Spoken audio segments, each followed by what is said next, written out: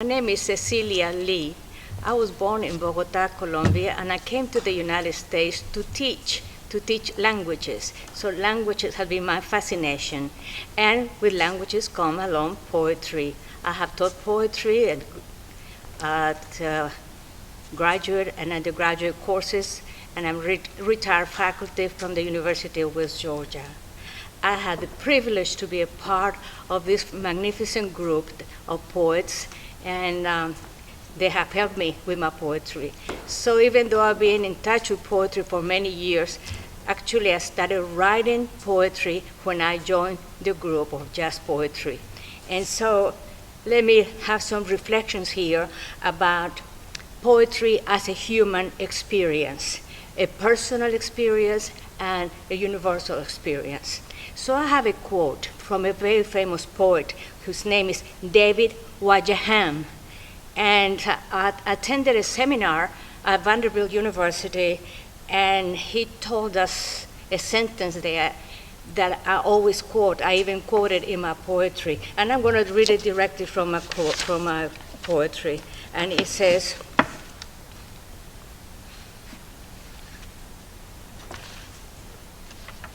"Poetry," says the poet, "does not come from the minds." I start again. "Poetry," says the poet, "does not come from our minds or our hearts. It comes from the body, from the fluids that flow and shape our humanity. Desire," that's the end of the quote, and then I added, "desire stands at the core of the creative impulse. It is craving, a want, and a yearning."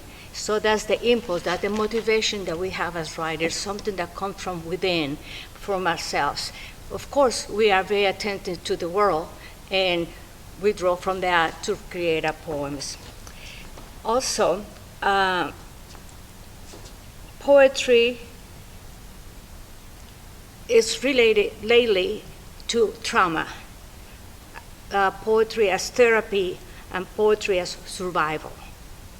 So there's this famous Andrew Himes, who is a film producer and a poet himself, and he says, "If history and literature have taught us anything, it is that in the midst of trauma, violence, and death, it is the poet who helps us make sense of the senseless.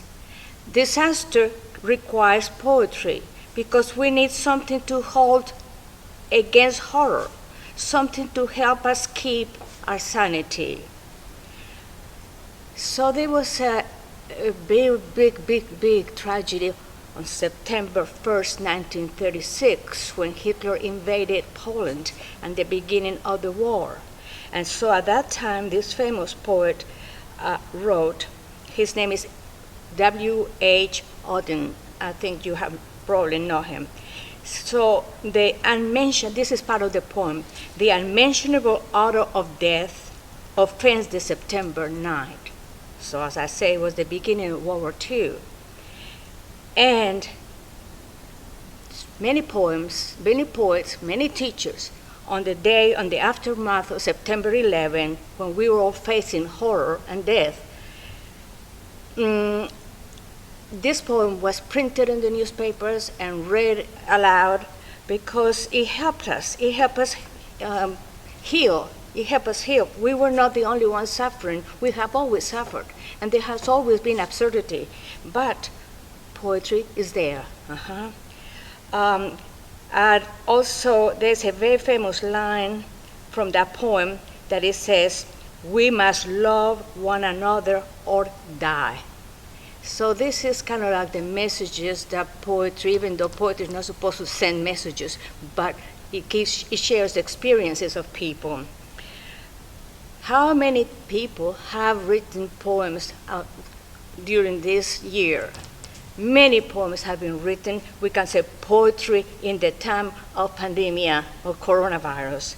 Personally, I have written about 10 poems about it, because it's a source of healing, it's a source of purification. You share compassion, you express your anger and the nightmares, and also sometimes you include some humor.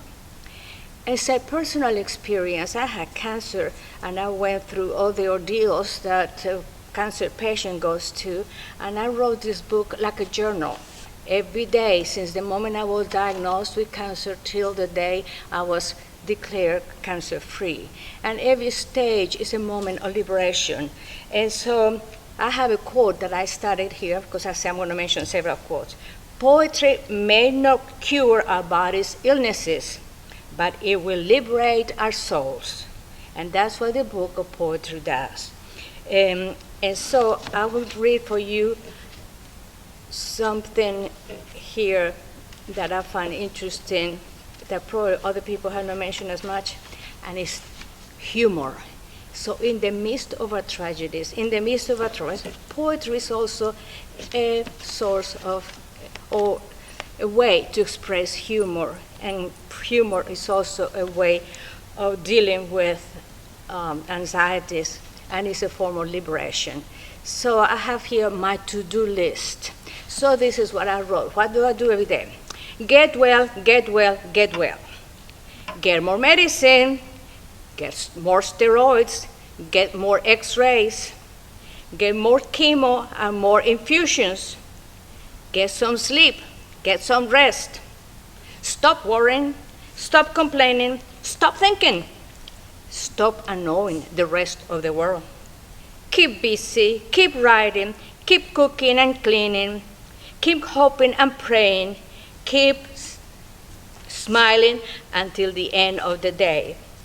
Do not forget to do the laundry, do not forget to pick up the mail, do not forget to write the thank you notes, do not forget your next appointments with Dr. Smith, Dr. Lewis, and Dr. Gray. Do not forget your insurance card. Do not forget to sign your name. Do not forget to vote in the election. Do not forget to call your sister, your children, or your friends. Get well. Stop worrying. Keep smiling. Do not forget to pray. So the sources of poetry are our reality, our own experiences and the experiences of others. I write my poetry in both languages. As I said, I'm from Colombia, so I write in English and I write in Spanish.